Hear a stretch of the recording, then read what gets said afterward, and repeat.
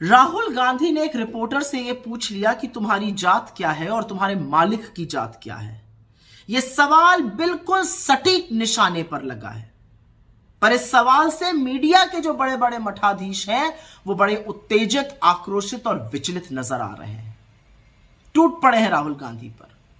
लेकिन यह सवाल जितना गंभीर और जितना गहरा है और जितना वाजिब है, उससे उत्पन्न उत्तेजना उतनी ही सतही, उतनी ही हल्की, उतनी ही सस्ती है। हमारे देश में पत्रकारिता का एक गौरवशाली इतिहास रहा है। जंगे आजादी के दौरान आजादी के महानायकों ने पत्रकारिता के माध्यम से पिछड़ों का, दलितों का, वंचितों का, शोषितों का, उनके खिलाफ हो रहे अन्याय के खिलाफ आवाज उठाई। गांधी जी ने तो अपने अखबार का नाम ही हरिजन रखा था। तब पत्रकारिता व्यवसाय नहीं थी। आजादी आई, पत्रकारिता का व्यवसायीकरण हुआ। और यह सच है कि संपादक और पत्रकार अधिकांश एक ही वर्ग से आने लगे। वो अधिकांश सवर्ण वर्ग के थे और जो उनके मालिक थे वो अधिकांश वैश्य थे। उठाकर देख लीजिए किसी भी बड़े मीडिया हाउस को। आज भी 2024 में एक भी संपादक मेन स्ट्रीम मीडिया का ना एससी है, ना एसटी है, ना ओबीसी है, जबकि उनकी जनसंख्या 73% है। तो उनका प्रतिभाग कहां है? उनका रिप्रेजेंटेशन कहां है? यही सवाल तो राहुल गांधी जी ने उठाने की कोशिश की है। इसी सवाल का तो जवाब वो आपसे मांग रहे हैं। बजाय इसका जवाब देने की कि इन लोगों का 73% का रिप्रेजेंटेशन कहां है, राहुल गांधी पर टूट पड़ना इसका जवाब नहीं है, उस पर बरगलाना इसका जवाब नहीं है। और क्या ये लोग उन लोगों की आवाज बन सकते हैं? क्या ये समझ सकते हैं उनकी पीड़ा?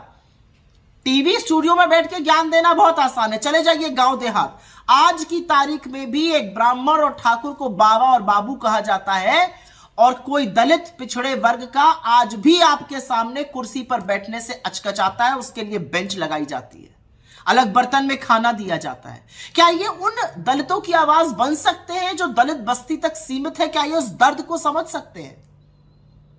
टीवी स्टूडियो में चकाचौंध में टाई पहनकर आदिवासियों को वन में रहने की हिदायत देने वाले लोग, उनको कोयला चोर घोषित कर देने वाले लोग, ये बनेंगे शोषितों, दलितों, वंचितों, आदिवासियों, अल्पसंख्यकों की आवाज?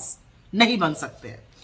लेकिन असलियत यह है, और यह असलियत बयां करनी जरूरी है, कि राहुल गांधी ने जब मुख्य धारा के मीडिया से सवाल पूछा तो उनकी बेचैनी स्वाभाविक है। पिछले 10 साल से मीडिया जो है वो अपना कर्तव्य भूल चुका है, सवाल नहीं पूछता, उनकी जो विश्वसनीयता है वो शून्य पर है। तो राहुल गांधी जी जब धराशायी लोकतंत्र के चौथे स्तंभ के मलबे पर खड़े होकर दहाड़ते हैं कि तुम्हारे इस पूरे मायाजाल में आम जन की आवाज कहां है, तो यह बेचैनी स्वाभाविक है। यह बेचैनी स्वाभाविक है और एक डर भी है। डर इस बात का है कि चाहे वो दलित, शोषित, वंचित, आदिवासी, अल्पसंख्यक, पिछड़े वर्ग के लोग हो जो 73% है, चाहे वो गरीब हो, अभिजात्य वर्ग के, वो इनसे सवाल पूछेंगे कि बेरोजगारी के सवाल कहां है, महंगाई के सवाल कहां है, आर्थिक असमानता के सवाल कहां है, क्यों पर्चे लीक हो रहे हैं, क्यों हमारे बच्चे बेरोजगार घूम रहे हैं। इनको डर है कि अगर उन्होंने अपने मुद्दों पर वैकल्पिक मीडिया को ढूंढ लिया तो इनके प्रचार प्रसार का क्या होगा, इनके कारोबार का क्या होगा। इसीलिए राहुल गांधी जी का जो सवाल है वो सटीक है, क्योंकि सामाजिक चेतना से ही सामाजिक न्याय आएगा, और न्याय तो आकर रहेगा, आप कितने भी आक्रोशित हो जाइए। लेकिन उस झूठे आक्रोश, उस झूठी उत्तेजना, उस टेबल पटकने में एक सवाल का जवाब देते जाइएगा, आपकी टीम में कितने दलित, कितने पिछड़े और कितने आदिवासी हैं। Stay ahead with our cutting-edge news app. Instantly access the latest shorts in just 1 minute and breaking news in just 50 words. Download now for a smarter, faster news experience.